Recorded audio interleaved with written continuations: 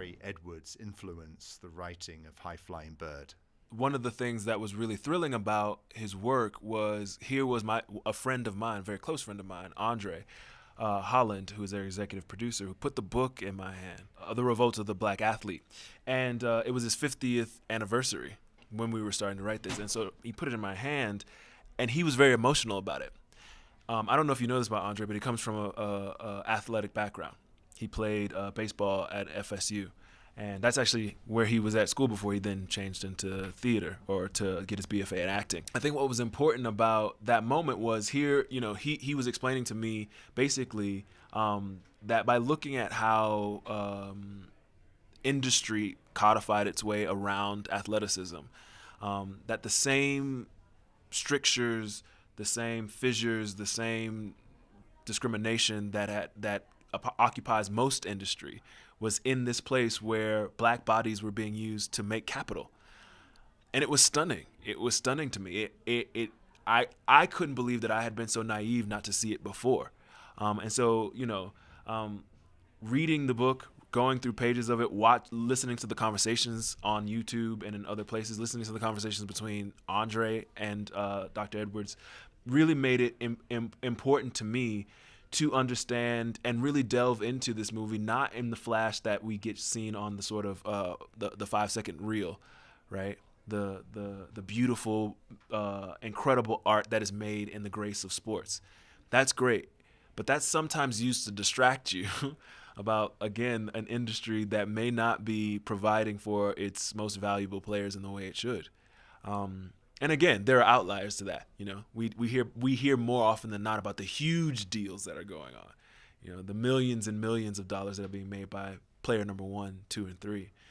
We don't often hear about, unless we really watch the documentaries that come on later at night, about the players who go away with nothing, or with aches and pains, or with concussions, or with mental illness, or PTSD, or all of the things that accompany the job. And for us, we just wanted to really pull back just as slight as we could, the veil on that. It's an amazing screenplay. Oh, thank you.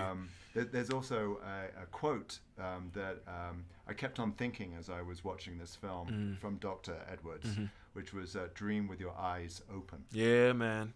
Yeah, it's it is something. Again, I'm probably gonna get myself thrown out of a whole bunch of parties for this, but there's something that amongst black actors and artists in the industry, we talk about often. That when we dream, we still have to keep our eyes open, because there's always some moment where we are asked to compromise. We're asked to denigrate what we do. We're asked not to bring our full self to the table, and those little moments add up in big ways. And sure, we're not in the days of the outright discrimination that happened previously. But there are still moments where that you are being asked to do something in a way that another artist of the same caliber or at the same level isn't. You're not. We know that we know that other artists, especially black women, are being asked to take less money than than their counterparts are being offered. And we've seen that happen in cases that are, again, amongst those who should be of an elite caliber. And I think if we just again look at those athletes and look at how some of them dream so big, and they're closing their eyes dreaming about that draft day. They're closing their eyes thinking about that first year playing, and they're closing their eyes thinking about getting their mom a house, a car, and they're not seeing fully and surely what they're really being asked to do or what they're really being afforded. And so yeah, it's a great quote. It's one that I'll now say. A little fun moment here just to finish off. Sure, so tomorrow, sure. Sorry, stop talking about all this dark stuff. Yeah. Tomorrow we're going to give Stephen the Founders Award. We've only given this 3 times. So dope. The first time was with Chris Nolan, and then the next time with Anthony and Joe Russo. Oh, wow. And these are filmmakers that have really given back to our community after having their first showcase at the festival. Stephen's a little bit different.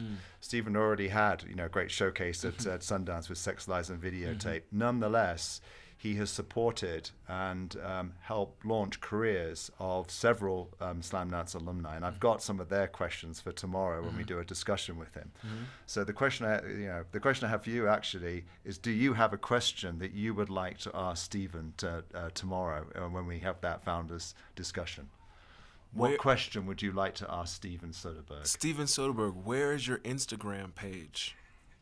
That is my question. Where you capture visuals so well, we can't get your. Where's your? No, I'm just kidding. I mean, like, you know what I mean? Like, he's immensely private in that way. But I think one of the things that you're saying that is really great about him is that he does help launch careers, but he also gets to know artists.